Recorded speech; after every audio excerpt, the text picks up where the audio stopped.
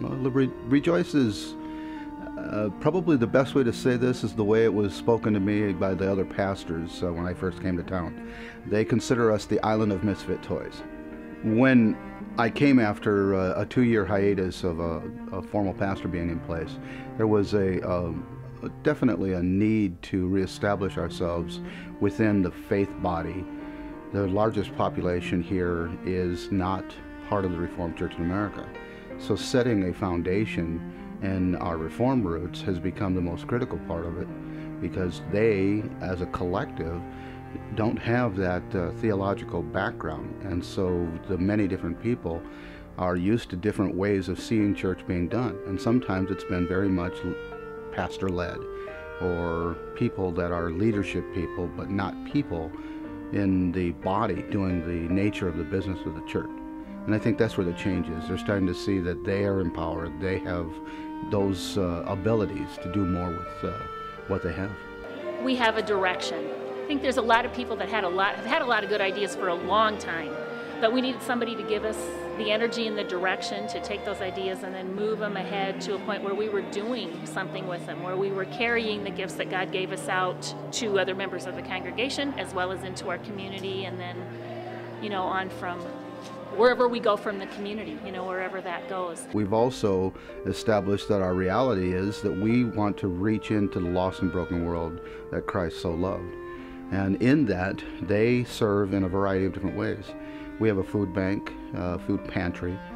We're going to have a continuing presence in the community through our Shepherd's Table, which once a month on the third Wednesday, we feed about 200 people on average. And that seems to be working out well. And we engage in a variety of other ways within the community by opening our doors to Narcotics Anonymous, Alcoholics Anonymous, Overeaters Anonymous. We have Celebrate Recovery and a variety of other programs that just reach into the community. And people don't necessarily come to this church as a place of worship, but rather they come as a place to join together with other brothers and sisters in need. There's just so many opportunities at Rejoice. This isn't a church where you sit on your hands or want to sit on your hands, because there's so much excitement and you want to be able to get up and serve. In my role as a redeveloper, one of the processes that I found most unique was taking the opportunity in the very beginning to ask some very difficult questions of the membership.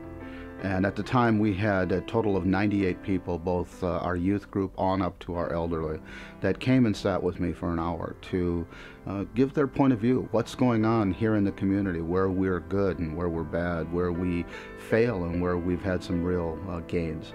And in that, it's a process of learning. And in that learning, then, it becomes a natural place to say back to the faith community, this is who you've said you are. This is where you've said we have problems. What are we going to do about it? The process also engages that equipping the saints for ministry.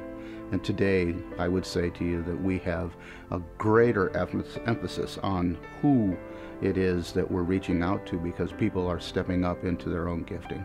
Our youth group is probably the linchpin of what has helped to ignite the transition here, because the young people have gone not only through their education process of learning who they are in Christ and studying the Heidelberg Catechism and becoming brothers and sisters of Christ, but they are also engaging in the community. And they have a Bible study on Thursday morning that they do outside of church, and they're doing it on their own.